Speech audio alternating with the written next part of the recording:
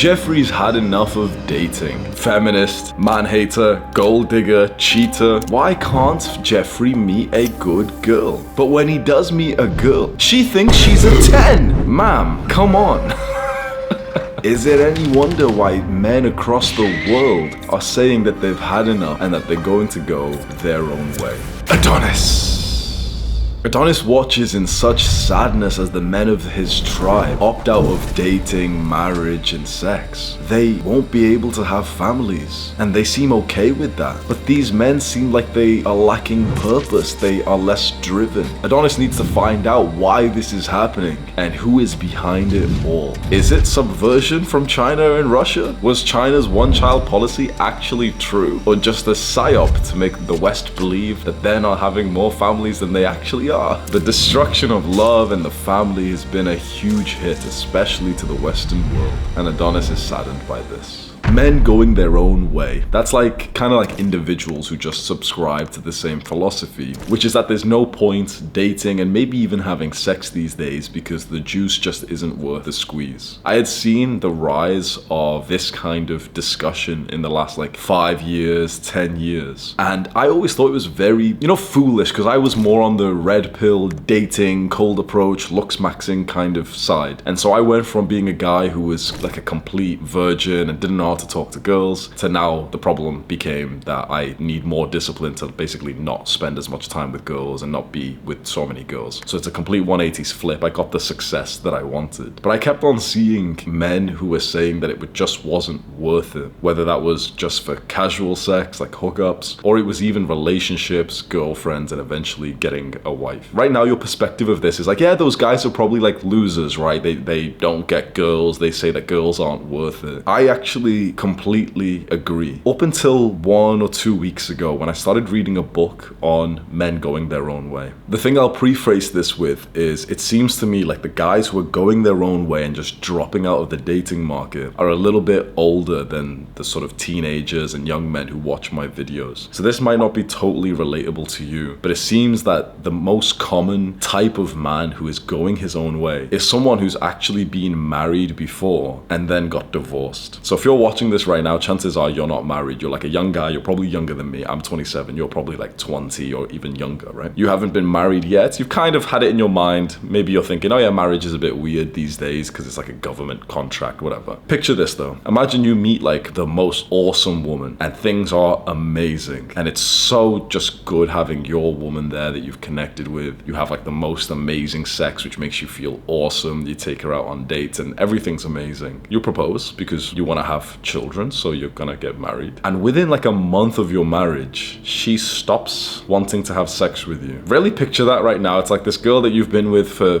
so long, and it's so awesome. That's when she playfully says nope, we're not having sex tonight. That's the first time she said that. Now imagine that starts to happen more and more, and you feel her pull away from you. When you hug her, you feel her pull away, when previously when you'd hug, it's she would just latch onto you up until you had to almost break it off and push her away because she was so clingy. All of that's gone now. She's spending more time at work. There seems to be more times to go out and be at dinner or at parties and all this. Now imagine months of this where you've just gotten a porn addiction again because you only have sex with her a few times a week now, when it used to be a few times a day, and it goes down and down and down. There's a joke which is the amount of times you have sex with your woman is not gonna go up after you get married. There's only one exception to that, which is basically marrying a religious woman who was waiting for marriage, which obviously then means that you weren't having sex before, so any sex you have after the marriage is going to be more than before. But it seems for a lot of relationships, when you show the commitment to the woman, that's when she's kind of